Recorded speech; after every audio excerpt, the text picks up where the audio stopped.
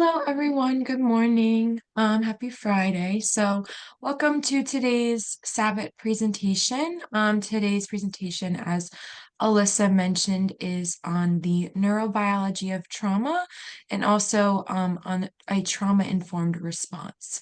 So, my name is Natalie. I am MCASA's Sexual Assault Response Team and Sexual Assault Forensic Exam policy advocate, and I use she, her pronouns. So it's nice to meet you all today.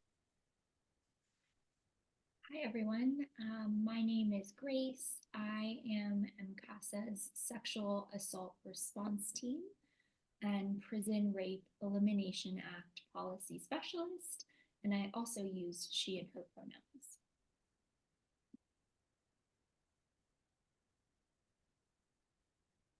So to start off, we're going to talk about what trauma is.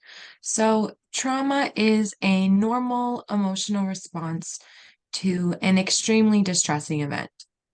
It's important to emphasize the word normal in that definition, because the way some people process trauma, they may partake in behaviors that may otherwise seem abnormal.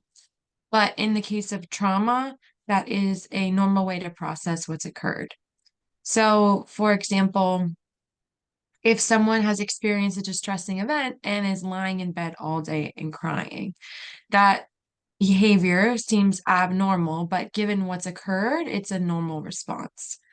Another important element to mention is that in this definition, it includes the phrase distressing events. And these can vary person to person. So that means it's something that we individually get to decide. So we get to decide what's a distressing event. What may be distressing to one person may not be considered distressing to another, and vice versa. So I also wanted to highlight that. So if you feel comfortable, I'm going to open it up with a question for you all. You can just respond in the chat if you're comfortable. What are some examples or what are some events that can lead to trauma? So I'll give everyone a minute. Also, I'm sorry, I'm losing my voice a little bit. So if I'm like coughing a lot, I apologize if that's annoying. So I'm seeing child abuse or neglect. Yes. A loss of job or security,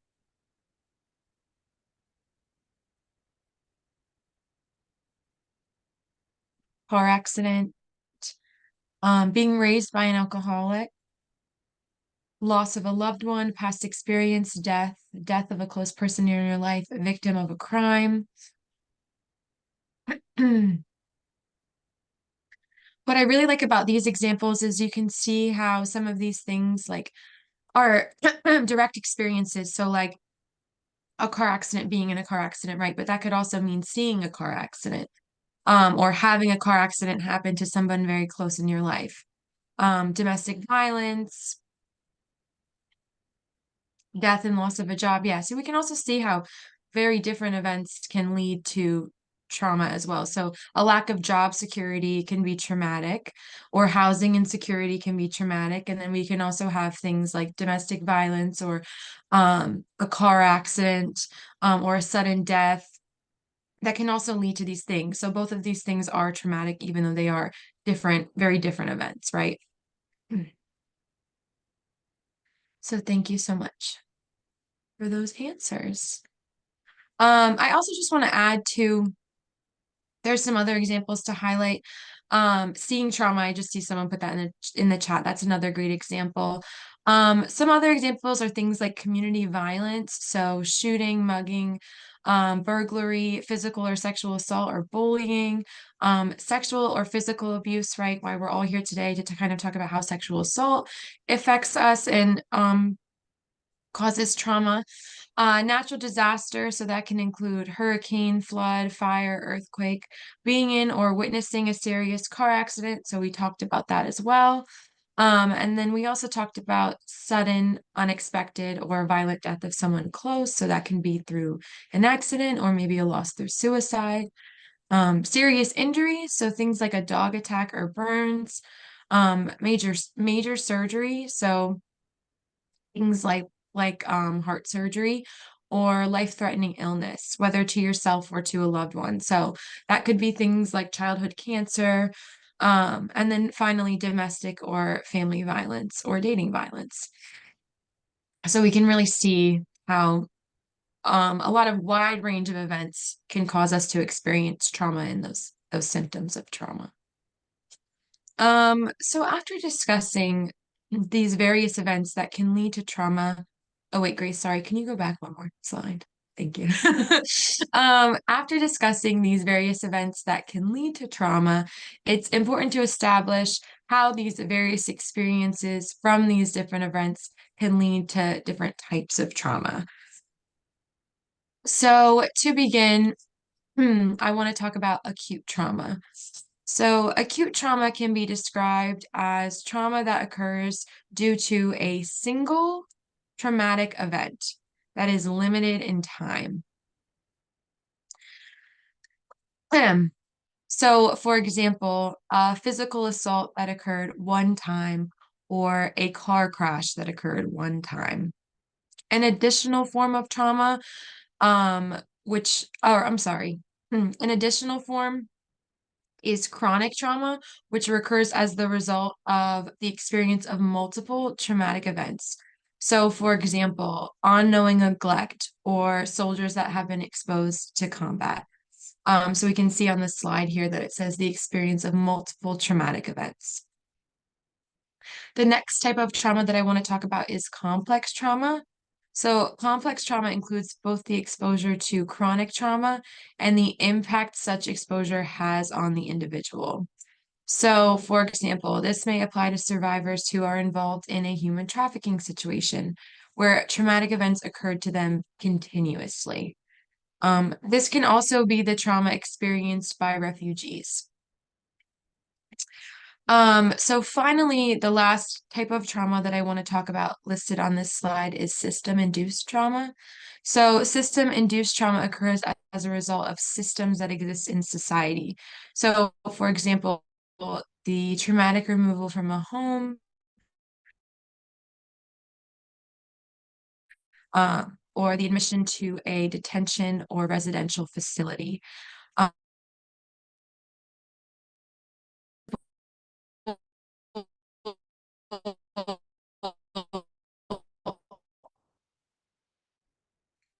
home placement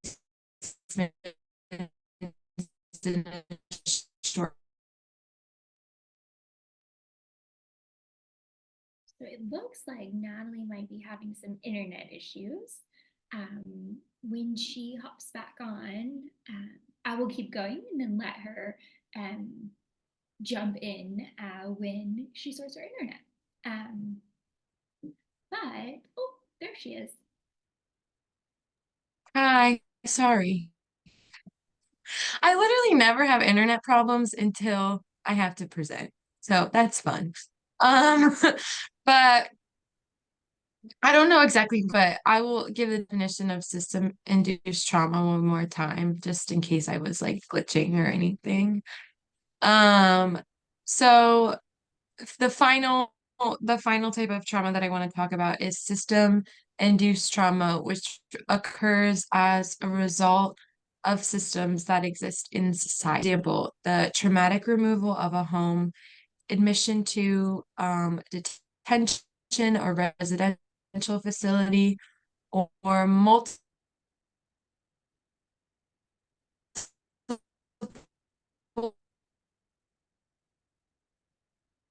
So, in system-induced trauma, she's also talking about folks who may have experienced. that can include things like childhood removal from a home.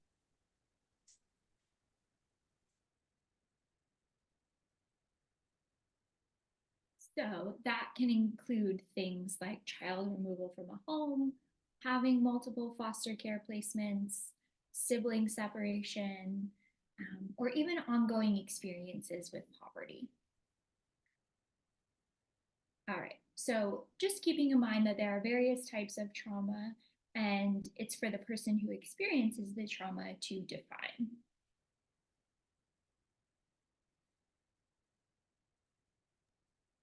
Okay, I switched to my hotspot, so I'm hoping that now we don't have any problems. we'll see. So I'm really sorry, everyone. Moving on, the next thing that I want to talk about is a question for you all. So, after learning about those different types of trauma and how someone experiencing trauma would behave, the next thing I have for you is a question. So, how do you think someone experiencing trauma would behave? And so you can just pop in the chat. I'm seeing some answers now, so I'll go ahead and read them aloud. I'm seeing things like hypervigilant. Some may shut down or act out of character, even if the traumatic event is the same. People may react in very different manners. Yes, distant, sensitive, withdrawn, anxious, standoffish. Everyone's different. It varies. I like those responses a lot. Overly emotional, confusion, sadness, keep replaying the incident, right? So reliving those. Avoiding tendencies. They might not be able to articulate what happened. We're going to talk about that later. Disassociation.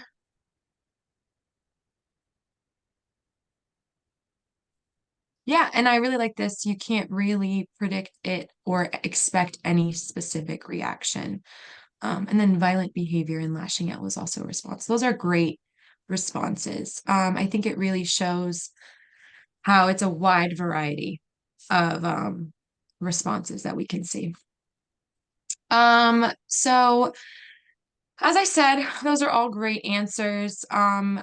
It's important to note that there's just a wide variety of ways that someone experiencing trauma may behave. And as we all discussed in the chat, it really varies from person to person and is very different. So, for example, this could include crying and hyperventilating, right? So we talked about being really emotional. It could also include being angry. So we talked about being violent or lashing out. Disassociated, we talked about that in the chat. In shock, so that could be a wide variety of responses. That could include replaying the incident. So it really depends. And then finally, one thing that I wanted to highlight that I didn't notice in the chat is that people who experience trauma can also um, be happy and joking. So that can basically include maybe making jokes about the actual traumatic event itself, maybe just being happy and joking generally. But just because somebody's acting like this doesn't mean they didn't experience the trauma, right? It's a coping mechanism. So I just wanted to highlight that as well. Something that I think is common in like this Gen Z generation is making trauma jokes about like very upsetting events that have happened to them. And that's just as a coping mechanism in a way that some people process trauma. So just because they may be acting like that doesn't mean that the trauma didn't affect them and it isn't impacting them in a heavy way. So thank you so much. I just want to also highlight really quickly, these examples go back on the idea of what we were saying earlier, that responses to trauma may seem like abnormal behaviors, but they're actually normal responses. And as I said, once again, there's no one way to process trauma. Great. So now we're going to talk a little bit about the definition of trauma and the symptoms someone who has experienced trauma may demonstrate. I'm going to be referencing the DSM-5's definition of and criteria for a PTSD diagnosis. It's important to remember that the DSM-5 is a diagnostic tool, so people's lived experience may not fit perfectly in this definitions box, but they can still be experiencing trauma. Not all survivors of sexual assault or trauma in general will necessarily meet the criteria for a formal diagnosis, and that's totally normal. That does not invalidate or suggest in any way that the trauma they experienced wasn't bad enough, that it didn't occur. It just means that they don't fit this definition of a PTSD diagnosis. The first criteria that the DSM-5 provides for a diagnosis of PTSD is simply that a person was exposed to death, threatened death, actual or serious injury, or actual or threatened sexual violence. It's important to highlight and remember in this definition that it includes direct exposure, but also witnessing trauma, meaning indirect exposure. For example, indirect exposure happens to many professionals in our field, right? We witness trauma almost every day. So think of the first responders, nurses, advocates, therapists who respond to sexual violence. Other indirect exposures you all mentioned in the chat earlier, things like hearing about the experiences of a close family member or friend or loved one, maybe observing a traumatic incident itself as a witness to that. But again, this is what the DSM-5 sets out as its criteria. So now that we've kind of defined PTSD and what trauma can be defined as, I want to look at some of the symptoms that you may see in the survivors that you engage with or that you work with. Again, really important, this is the DSM-5's criteria. It is a tool, not the only tool.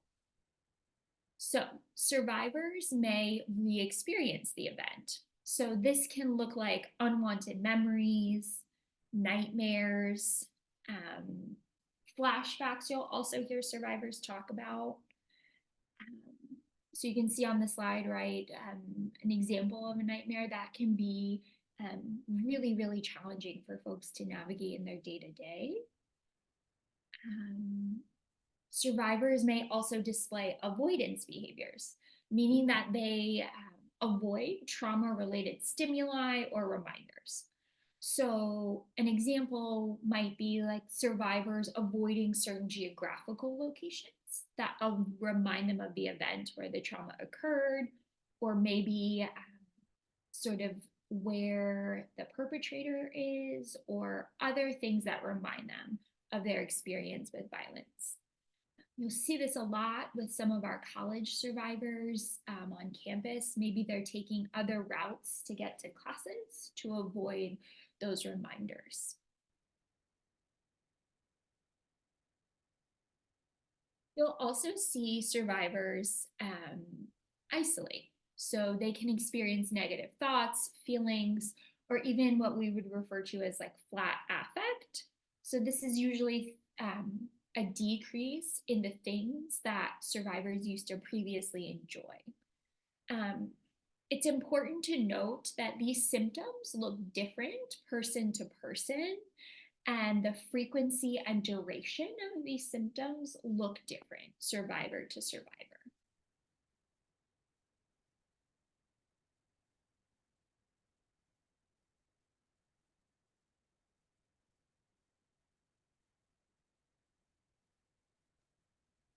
So when we look at the data, 7.8% of the United States population will experience PTSD or post-traumatic stress disorder, what Grace just talked about.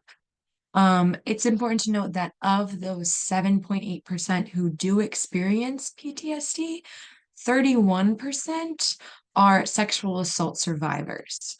So while that is less than half, it is a large percentage of individuals who experience PTSD that have experienced sexual assault. So we like to highlight that statistic. And then there's, I think the next slide, just to highlight, 94% of women experience trauma symptoms 2 weeks after an assault. So while that's not related directly to PTSD, it's just generally trauma symptoms. We also like to highlight that statistic as well. All right.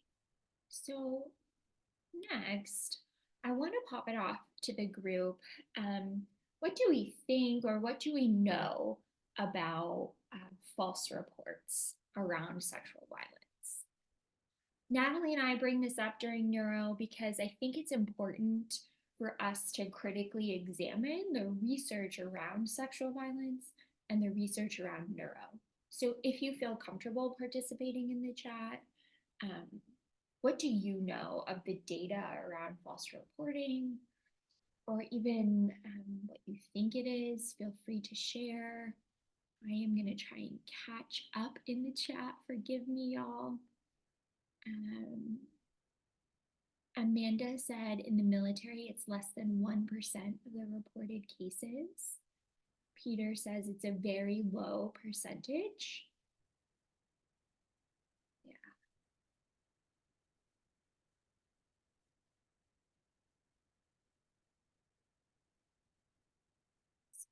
Okay. Um, so generally, when we think about false reporting, accepted evidence-based research shows that the true rate of false reports for sexual assault is somewhere between 3 and 8%. For your information and reference, that is no different than the false reporting rate for other crimes. So when someone is sexually assaulted, they may behave in ways that some of us find really difficult to understand. These behaviors can and often do lead to survivors being disbelieved about their assault or their trauma. But if we understand the neurobiology of trauma, we know that these are in fact very normal responses to very abnormal events. So sometimes when we do this presentation, people come up with a very high number around the rates of false reporting. So where does this sort of perception or idea around false reporting come from? In 1996, Eugene Kanan published a study finding that 41% of rape accusations in a given police agency were false, either filed to provide an alibi, seek revenge, obtain sympathy or attention. In this study, victims were told that they would have to take a polygraph test. And if their account were not to be proven true, they would be charged with a false report. This study reviewed files and interviewed survivors from a single unnamed agency without any sort of oversight. So we know that best practice around research, right, is that independent oversight. Usually it's double peer reviewed and has to have ethical approval before the study even begins. So accepted evidence-based practice now sits the rate of false reporting between like 3 and 8%. There are many different parts of our brain that are impacted by trauma. And today we're going to learn specifically about the parts of the brain and how that may impact behavior. But again, survivors may behave in ways that are abnormal to a third party. But when we understand the neurobiology of trauma, we know that they're actually having a very normal response to a series of events that's typically abnormal for them.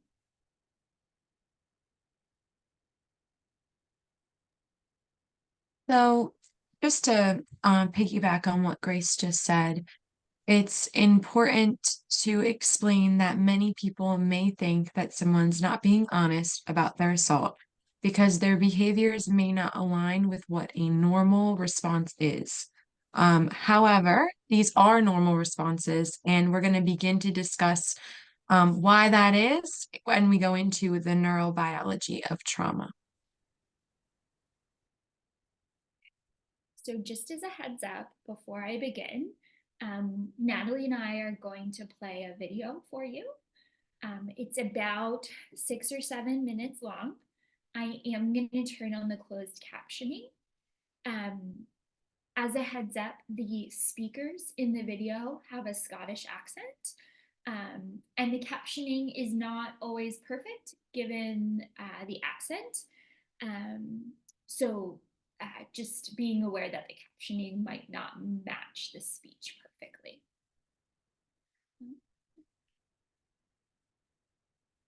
And then let me, pull this up for y'all. All right. One ticker, one trade every week. Here we go.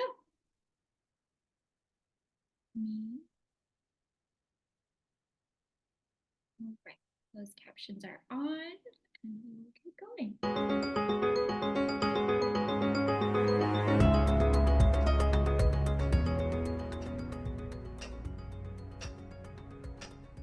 We need to take a statement so we can establish what happened on Saturday night. What time did you get back to David's flat? What time? I don't know. Can you give us an estimate?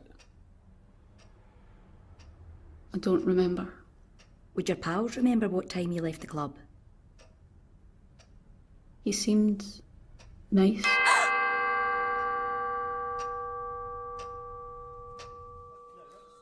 She didn't remember much, did she? I know. And now we've got to waste more time on a daft lecture.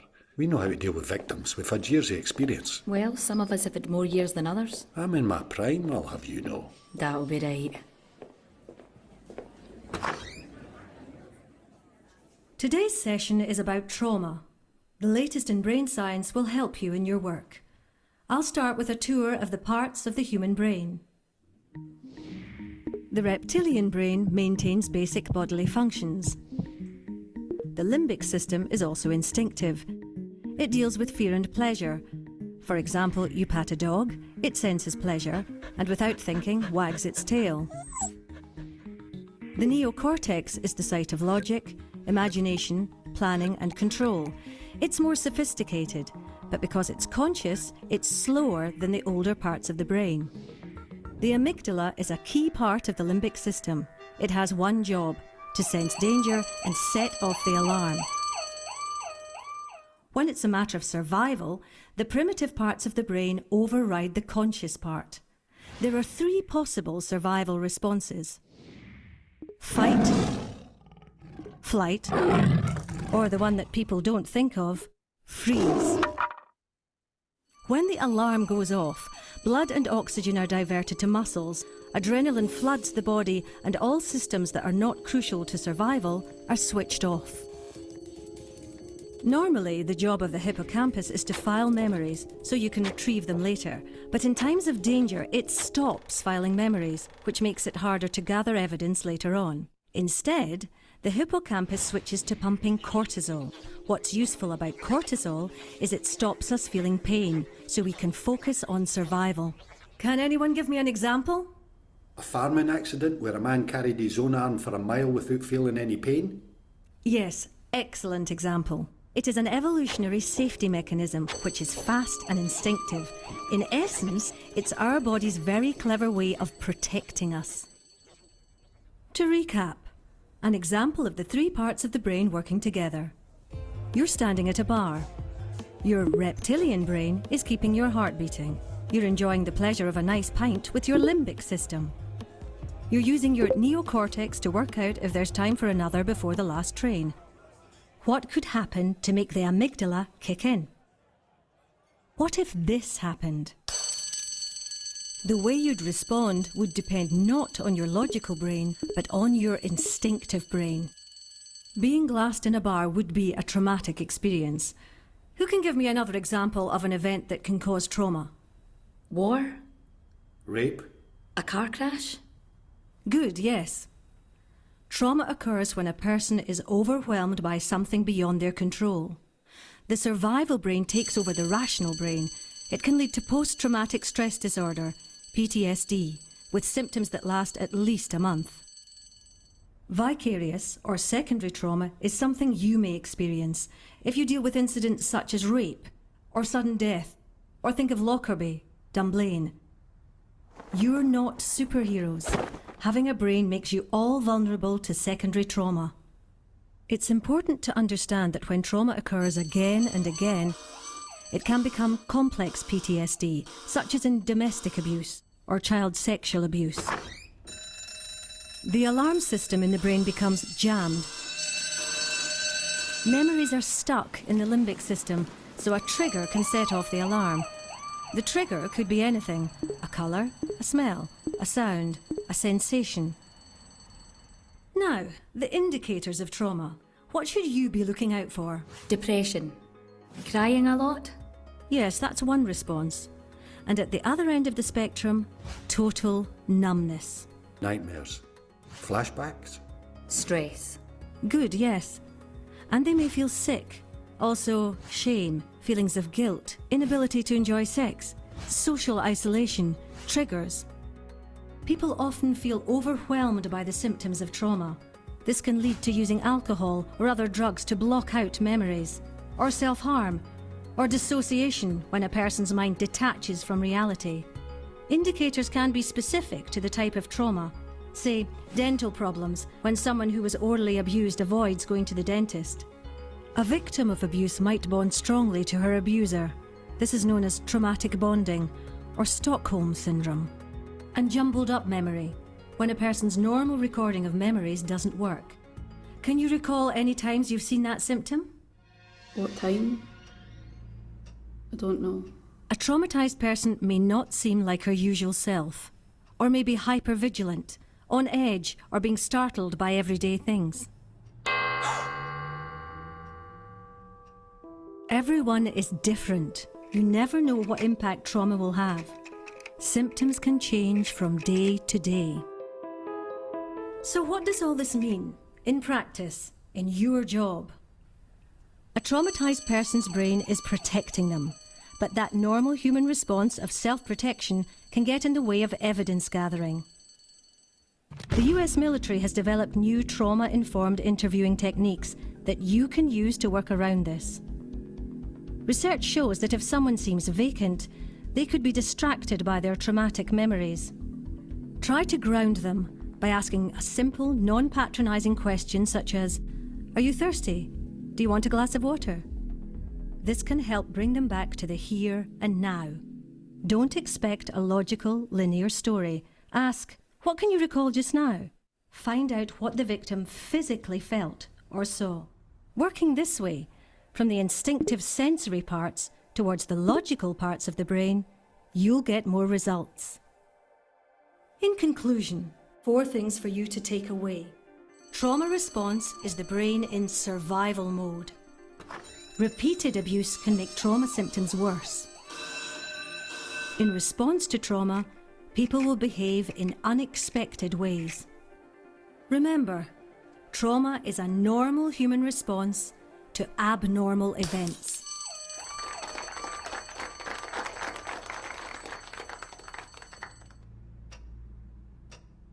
We know that you've gone through a really painful experience, but we need to take a statement to understand what happened on Saturday night.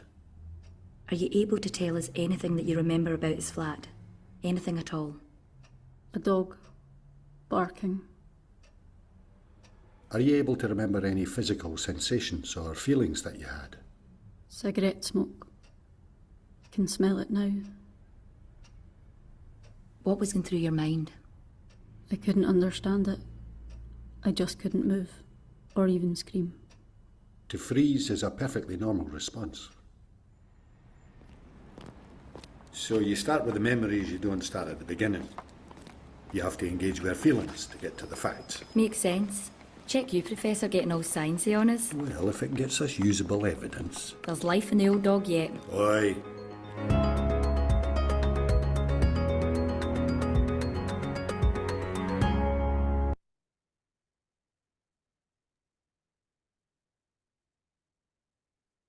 We'll give Grace a second to pull up the slides. I think that video does a really great job of talking about how investigators can learn about trauma and apply that to their investigations.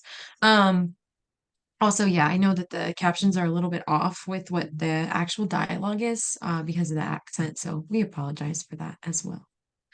Okay, so before we move on to our next topic, I just want to briefly mention a technique that was discussed in that video, which is forensic experiential trauma interviewing, also referred to as FETI. So this was created by a former special agent named Russell Strand. The purpose of this is to collect as much forensic and physical evidence as possible. So it uses steps that focus on tools that help survivors recall information and implement those into their interviewing style. So this is broken down into 3 essential steps. The first step is to express genuine empathy, or expressing sorrow for what's happened to them.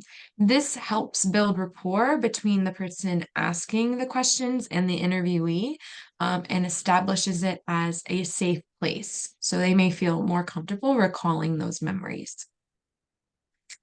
The next step is using the approach of using sentences similar to help me understand what you're able to remember from the experience, making it less about chronological order, but more so what they're able to recall as they're able to recall it. So, what do you remember? Let's focus on that, not what time, like very specific narrative timeline questions. Just being able to highlight what they can recall from like the top of their head. Finally, step 3 is listening to what the survivor is sharing and making sure they acknowledge, as an interviewer, the difficulty of the situation. So I think that's really important as well. It keeps that space safe, and allows the survivor to continue expressing what they are comfortable expressing. I just want to highlight one more time. It's important to focus on what can be remembered.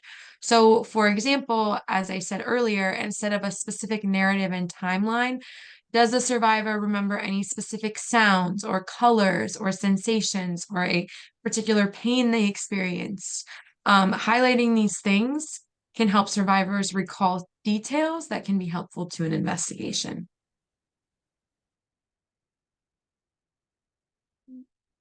Thanks, Natalie.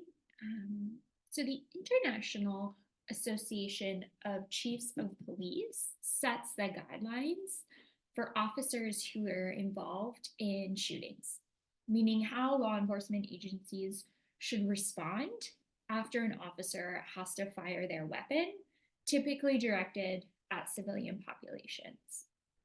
The IACP actually recommends that officers who fired a weapon or were directly involved in what's described as a critical incident should be encouraged to step immediately away from the scene and be transported to a safe and supportive environment with access to a trusted peer, supervisor, or confidential advocate.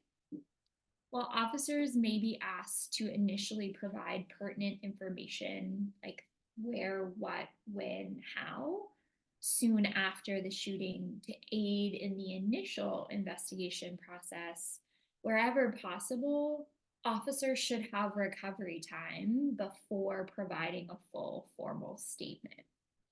Depending on the nature of the incident, the demands of the agency, and the emotional and physical well-being of those involved, this can range from a few hours to even a few days.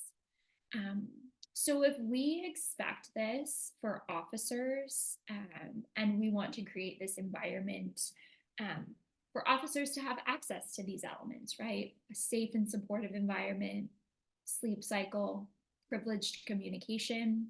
I think we can then and should expect this for survivors of sexual assaults. So survivors should have access to that safe place, access to that confidential advocate, and then allowed that sleep cycle and that space to recover before providing that full investigation piece.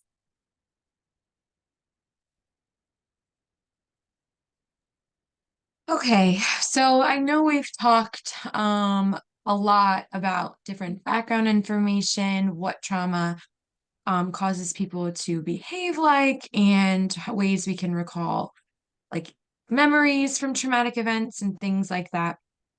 But now that we have all of this background information, we're going to go into the actual neurobiology of trauma. So we're going to discuss the brain. I want to start off with talking about different parts of the brain. So to begin, the prefrontal cortex controls normal thoughts and actions or your executive functioning. It's also activated and allows you to focus. So hopefully like in moments right now, when you're listening to this presentation. The next part that we're going to focus on is the amygdala, which stands for environment threats. It can also be known as the fear center. So it notifies you when you are in a dangerous situation. When the amygdala starts to go off, the prefrontal cortex functioning goes down.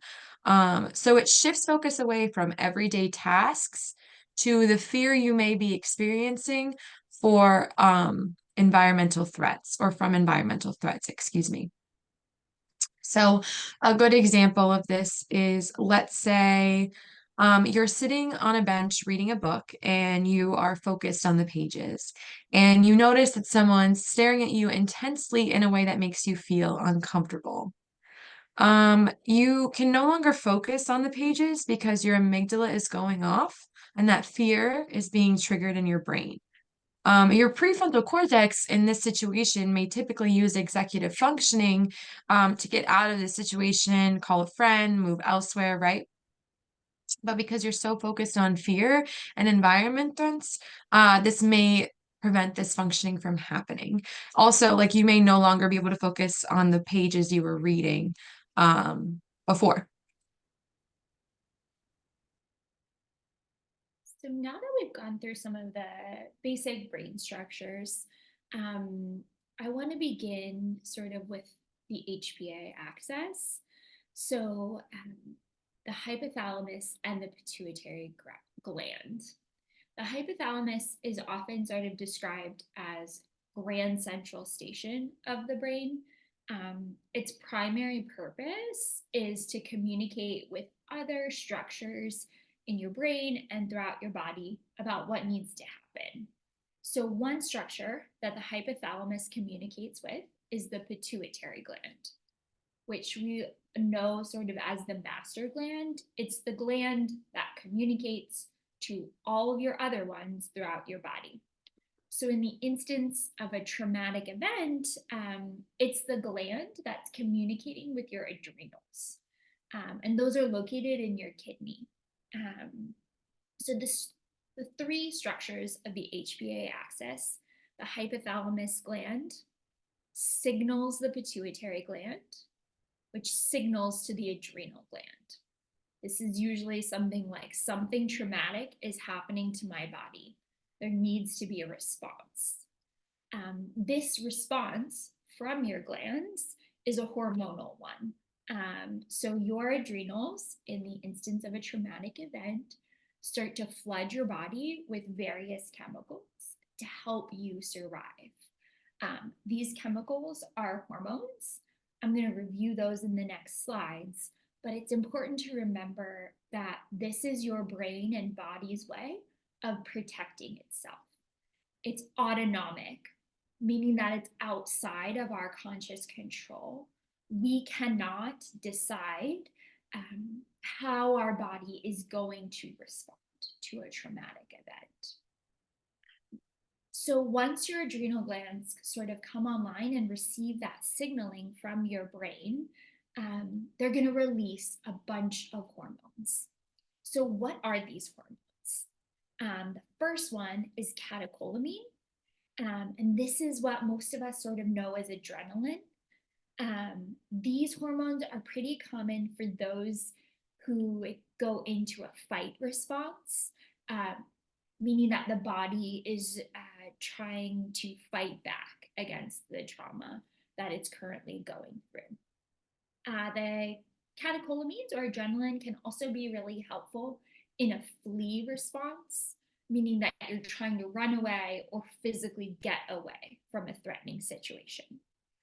So catecholamines are really, really helpful in that fight or flight response because adrenaline usually pumps your body with energy, and that's going to help you move. In conjunction with that, we have cortisol. Most of us know this is like the stress hormone. Cortisol levels are also going to affect the amount of energy that your body has to fight back or try to flee a given situation. Next, we have opiates, and those blunt the feelings of pain. And that can help for survivors who are experiencing tremendous physical pain during the assaults. Then we have oxytocin, which is one that often surprises people because it is sort of what we know as like the feel-good hormone. But this is going to help us manage the event itself. It helps us increase those positive feelings, which is hard to sort of contextualize when somebody's going through something traumatic. But this often helps us navigate the very severe physical and emotional pain that somebody might be experiencing. So the body is releasing opiates and oxytocin to help us block those physical or blunt those physical and emotional pain signals. So unfortunately, as Natalie mentioned, right, as your amygdala comes online and as your adrenals flood your body with these stress hormones, this is a cyclical effect. So for most people, it starts to get worse, right? The amygdala starts to shut off your prefrontal cortex, so your executive functioning is going offline. When your amygdala is coming on, it's signaling to your pituitary glands, which is then signaling to your adrenals to release all of these stress hormones. So this means that our planning and our executive functioning piece, our capacity to analyze, further shuts down. This is sort of where we start to rely on either learned behaviors or we experience this autonomic response. Most of us don't have learned behaviors, right, in responding to traumatic events. Rather, our body has an autonomic response to what's happening around us. That response is outside of our conscious control. So everyone has a different response to trauma, and that's going to look different person to person. But when our stress response kicks in, we're either relying on learned behaviors and or going into this trauma response. You'll see people in the military, maybe in law enforcement, who have received this training on how to stay within their window of tolerance so that they don't go into flight, fight, or freeze. You'll also see survivors who have experienced ongoing abuse in life, typically like child sexual abuse survivors, have these learned behaviors that have helped them cope and manage and protect themselves. Now, I highlight that because survivors, right, they're going to have this autonomic response, and they should not need to have these learned behaviors to survive.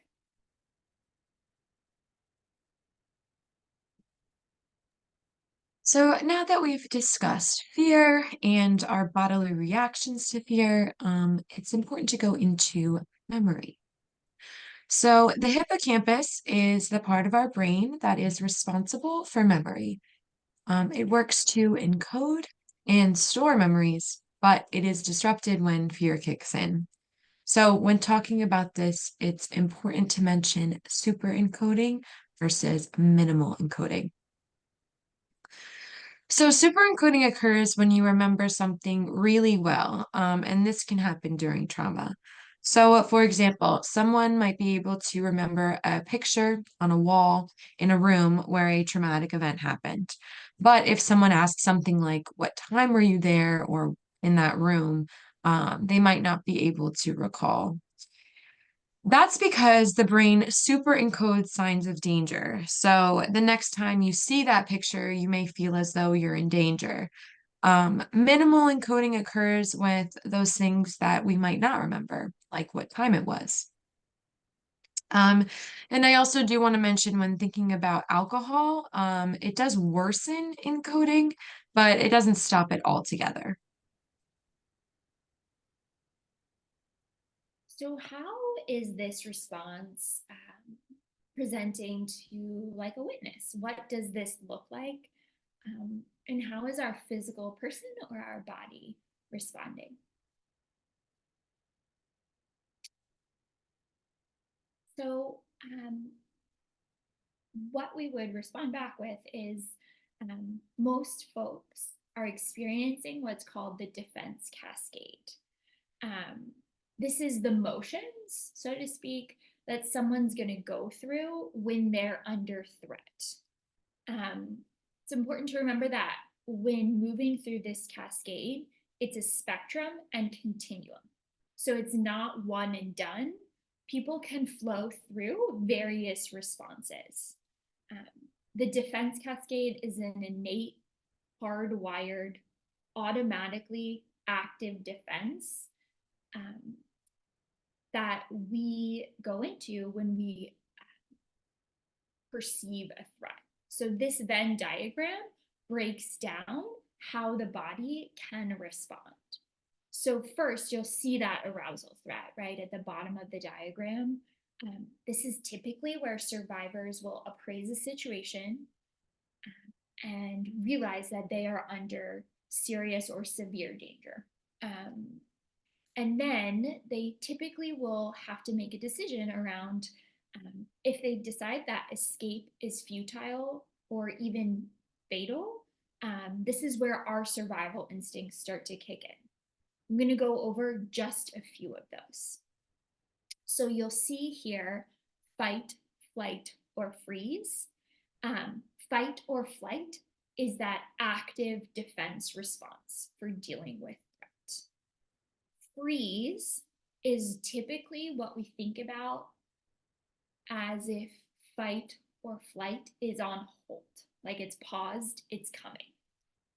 Tonic immobility is where you are unable to move or call out, even if you wanted to. So your body and your brain really start to shut down. Collapsed immobility is a variation of tonic immobility. And that's where you'll see loss of muscle tone, changes, or even loss in consciousness.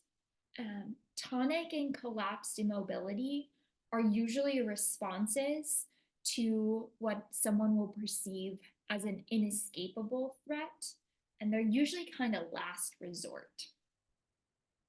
So why understand these responses?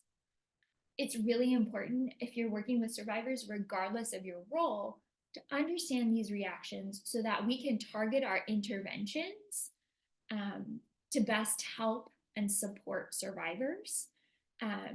When we are able to provide this psychoeducation piece to survivors, oftentimes it really helps alleviate or mitigate some of the guilt or negative emotional responses survivors have around how they responded, right? Making sure that survivors know this is their body's way of protecting them and keeping them safe. And it's outside of their control, right? We cannot decide which parts of the defense cascade we hit and don't hit.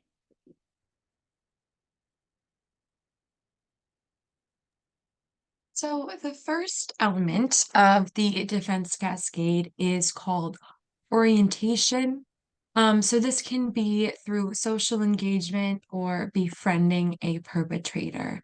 In order to explore and explain this element of the defense cascade, we will be explaining a method someone may use when they're in this part of the defense cascade, which is self-protection habits. So these would include non-confrontational responses to unwanted sexual behavior. So these include the following. Things like, my friends are looking for me, I have an early day tomorrow, my partner will be mad, or I don't have any condoms.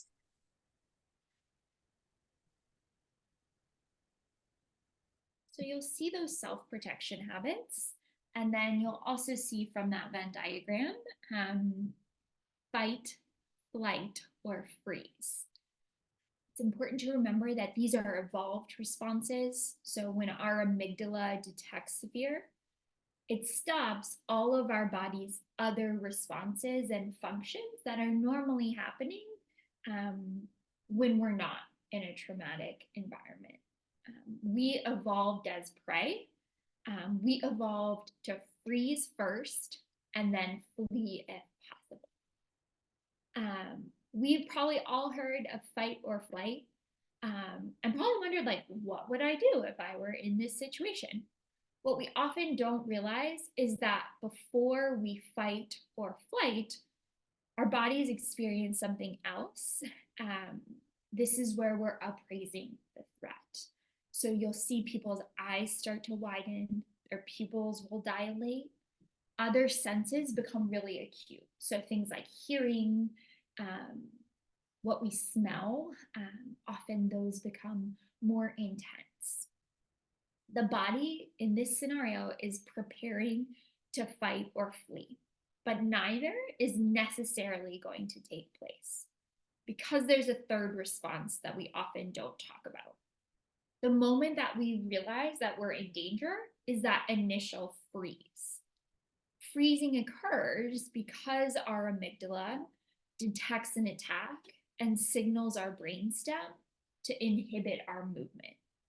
It happens quickly, it's automatic, it's beyond our conscious control. This initial freeze is our brain's way of allowing us to get into that vigilant state. It allows us to prepare and process for an incoming attack and then make decisions or move into flight or fight. The brain can remain frozen, though, in this sort of freeze response, and that's where you'll see tonic or collapsed immobility. So, as Grace just mentioned, in this freeze response, you can experience tonic or collapsed immobility. So we're going to start off with talking about tonic immobility. This is an uncontrollable paralysis in response to an intense fear.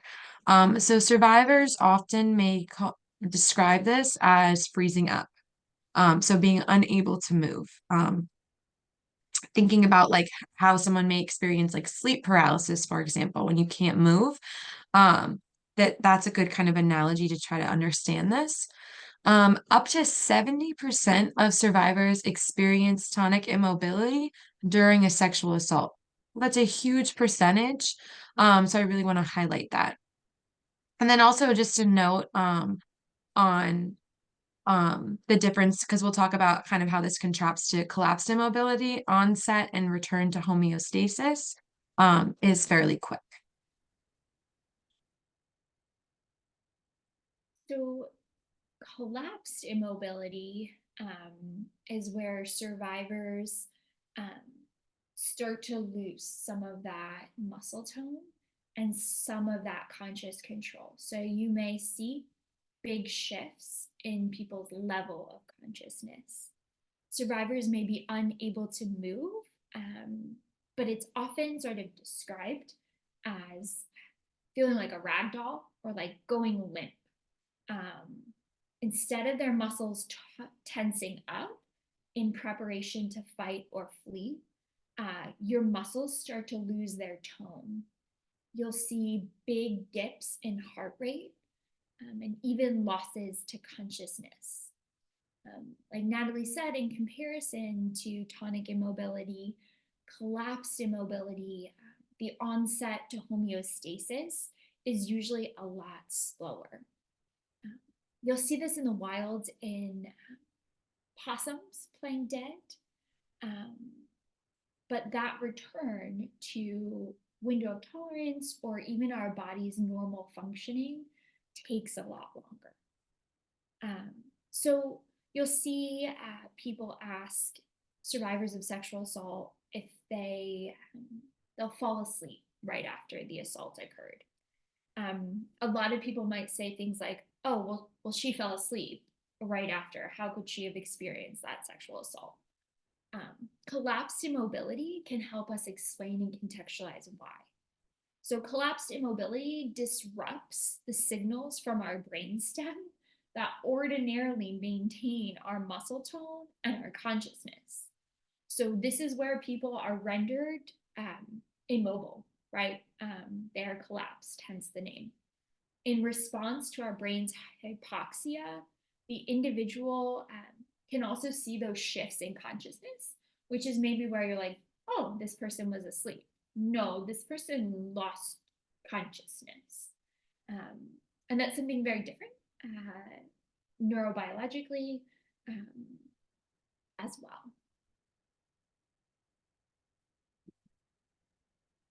So there's a lot of examples of tonic immobility in the animal kingdom. So this can include things like, it includes animals like sharks, chickens, and then also goats. Like I know there was an internet meme with fainting goats for a while. And then also collapse, and then also we know that it includes occurs, excuse me, in humans as well. We also can see collapsed immobility in the animal kingdom as well. So that can occur in hognose snakes, possums, and impalas. And as already mentioned, humans engage in both of these behaviors as we talked about. So we can see it occurring to a shark on the slide, and we can see the goat example of tonic immobility. And then possums of that collapsed immobility example. And then we talked about humans as well. So it's important to talk about, or why do I bring this up, right? It's important to talk about how these responses can occur in other species or among other individuals in the animal kingdom, because survivors may engage in self-blaming behaviors like, why did I freeze? Why didn't I yell for help? But explaining that it's a physiological response, right? And this happens all across the animal kingdom can help explain to survivors that it's not their fault and it wasn't their choice. So it was just a physiological response. So you'll also hear survivors talk about disassociation. And this is another common neurobiological response. Disassociation is a spectrum, but it can be described as sort of feeling blank, being disconnected from your body. Can look like a variety of behaviors, but usually it's that disconnect from your physical person. Almost like you've entered autopilot mode. You'll hear people describe disassociation to almost as if they're like hovering above their body and watching their life or what's happening in real time. So really disconnected from their physical person. Sometimes when folks disassociate, they may respond exactly to what people tell them to do. So this entering autopilot mode can be a survival response, right? So we will comply, we will do whatever is asked of us because we are in autopilot mode and disconnected from the present and from our body. As such, sometimes you'll see survivors do exactly what a perpetrator is telling them to do.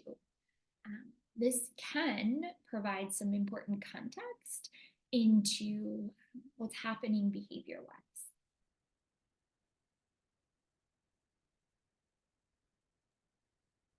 So, now that we've talked about like the defense cascade and how we move through these different elements of freezing, fighting, fleeing, and then that orientation as well.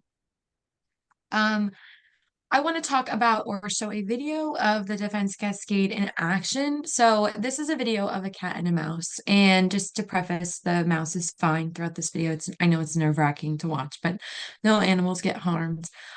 You'll see the mouse go through these different methods of defense. And kind of move through those elements of the defense cascade that we talked about. So kind of highlighting also that talking about this immobility and such in the animal kingdom. Um, so I'll go ahead and play that for you. We're gonna probably listen to it on mute because the music in the background is a bit annoying. So I apologize in advance for the awkwardness of us sitting on Zoom in silence for a few seconds, but you can just see in the video how it moves through these different elements. So I'll give Grace a second to pull it up. It's about a minute long too, so not too long.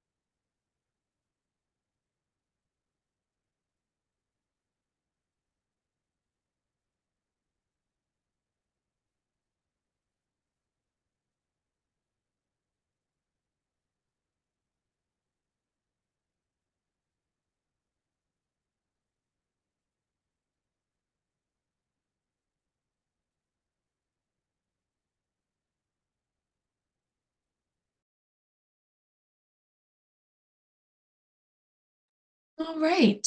So as you can see, the mouse goes back and forth between freezing and fighting. So we know now, as we talked about the defense cascade, that we can move through these different elements. So it serves as a good example. So what are the consequences of the defense cascade for survivors? So because of our body's autonomic hardwired response, and survivors maybe not having the context into neurobiology, they may experience increases in self-blame, doubt, and they may even be less likely to report their assaults.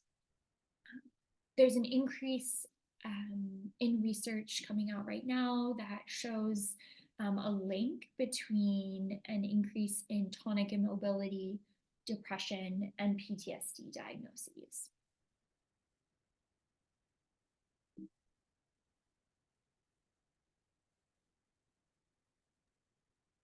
So to continue this discussion further, we're now going to talk about how the brain uses attention and focus. So to begin, we're going to talk about top-down attention, which is the internal guidance of attention and focus that will help us meet our goals. So for example, looking at the main goal we want to achieve and then focus on the actions that can help us meet those goals.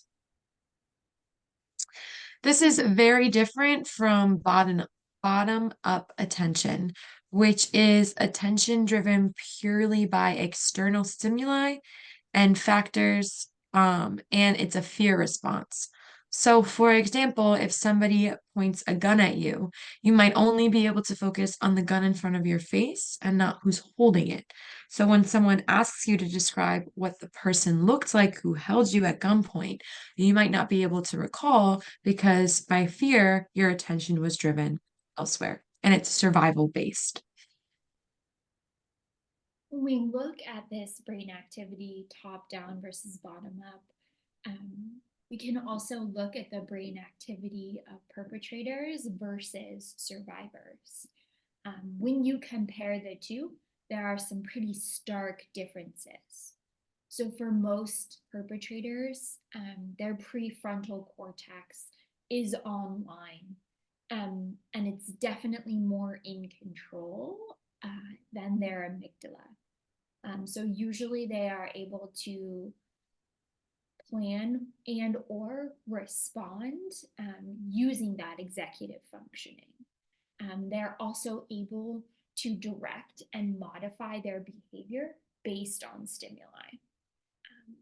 For the survivor, right, their prefrontal cortex is often either severely diminished in its capacity or entirely offline. The fear circuitry has kicked in. The adrenal glands have released those stress hormones, and you'll usually see folks who are experiencing that overwhelm, and that puts them outside of their window of tolerance.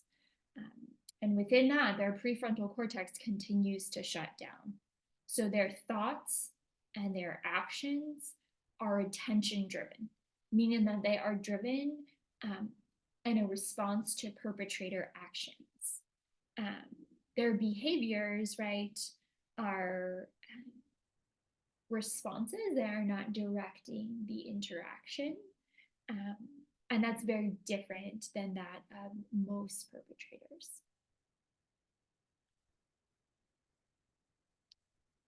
So why understand neuro? Why even have this presentation? Why learn the science? It's important to remember neuro so that we can target our interventions and shift the way that we work with survivors to meet them where they are. One way to do that is to use trauma-informed care or trauma-informed principles in our work. So often when Natalie and I give this presentation in person, we will either ask the group, or for the sake of this presentation, I'll ask myself. So would I be willing to share the best details or my best sexual experience with? Who would I be willing to share my best sexual experience with? For me, that list is very small. It's one, maybe two people. So why am I asking myself this question? If I'm unwilling to share my best sexual experience with friends or family, how can we expect survivors to share their worst, potentially the worst thing that they've ever gone through, to a total stranger? When somebody reports their sexual assault for support, whether that's to law enforcement or to the hospital or to advocacy, we are potentially asking survivors to share one of the most traumatizing experiences of their lives. And usually we're asking them to share that information to a total stranger.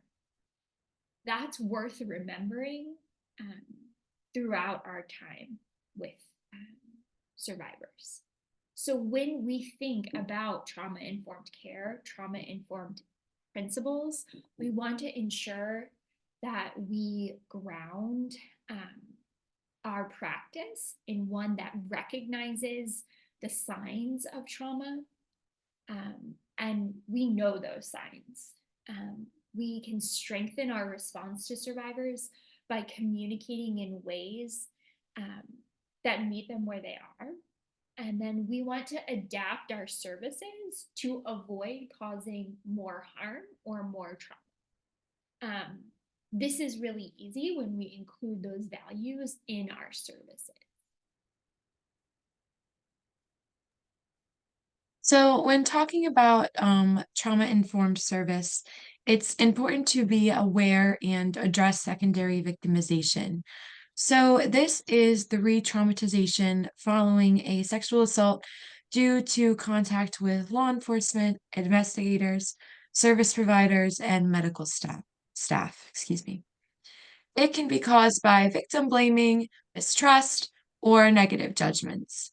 It causes increased trauma, shame, and may make survivors disengage from services. So, one study found that over 90% of victims encountered secondary victimization behavior in encounters with law enforcement. When we learn about these statistics, it becomes clear that trauma-informed service is crucial in order to prevent this from occurring.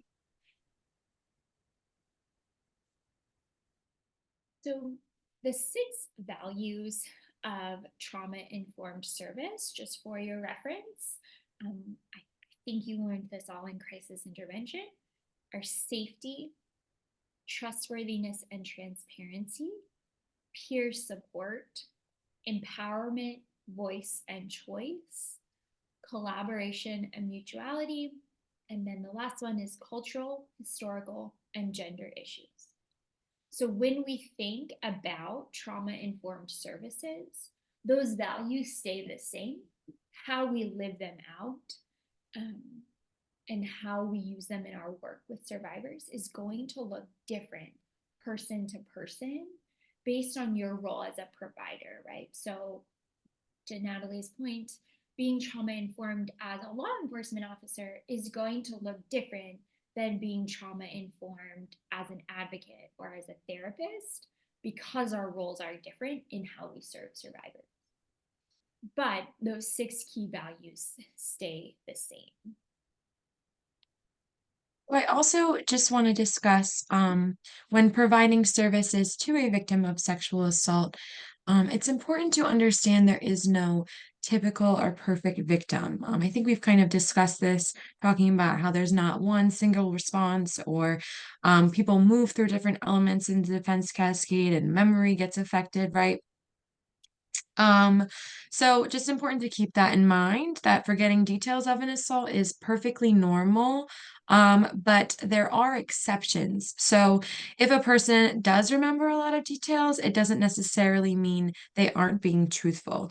So when thinking about, generally speaking, the do's and don'ts of trauma-informed care, those do's are understanding that there's not a perfect victim and realizing that remembering details of an assault is perfectly normal. Um, I also want to touch on some don'ts. So, survivors may experience a wide range of behaviors and emotions like sadness, irritability, flatness, hyperactivity, restlessness, laughter, impaired prefrontal cortex, which limits their ability to think rationally, right? There's no way to prepare for a sexual assault, and it can be difficult to know the best choices. The way the body responds to trauma, including freezing or collapsing, is not a choice. If survivors can remember something they are comfortable talking about, you can ask them things like, "Can you tell me more about that?" Or, "Are you comfortable sharing more about that?" But we generally want to avoid the question why. While we may have good intentions in asking why questions, we may also be unintentionally falling into blaming. So, highlighting those things like, don't question why survivors didn't act more rationally, and don't question why survivors didn't fight back or run. It's also important to remember that survivors may recall details better after 2 full sleep cycles, so 48 hours. Um, and that is normal to have very clear memories of certain sensory details, but miss out on that contextual information. So don't expect survivors to be able to relate what happened to them in a chronological manner, even if those 2 sleep cycles had occurred.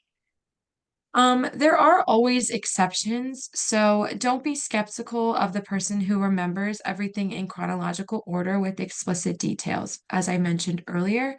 People's brains work in different ways to process trauma, and the way it's processed is different for everyone. So I just want to highlight that one last time. Um, Now, that is all we have for you today. So, thank you all so much for taking the time to engage with us. We want to open the floor to questions if anyone has any. We also have our contact information on the screen if anyone wants to reach out and contact us with further questions after today's presentation. But if not, I will hand it back over to Alyssa. Thank you, Natalie, and thank you, Grace, for that great presentation. I would like to now direct everyone's attention to the chat where I just posted today's evaluation link. As a reminder, if you're seeking a certificate of attendance or certificate for CEU credits, you must complete the evaluation form. Upon submitting the evaluation form, you'll see a link at the top of your webpage. If you click on that, you'll be able to access the certificate request form. You can expect to receive your certificate within 3 to 4 weeks. Thanks again for coming today. We hope to see you on Monday for our presentation on victim notification protocol. If you have any questions, feel free to email me. And yeah, thanks for coming.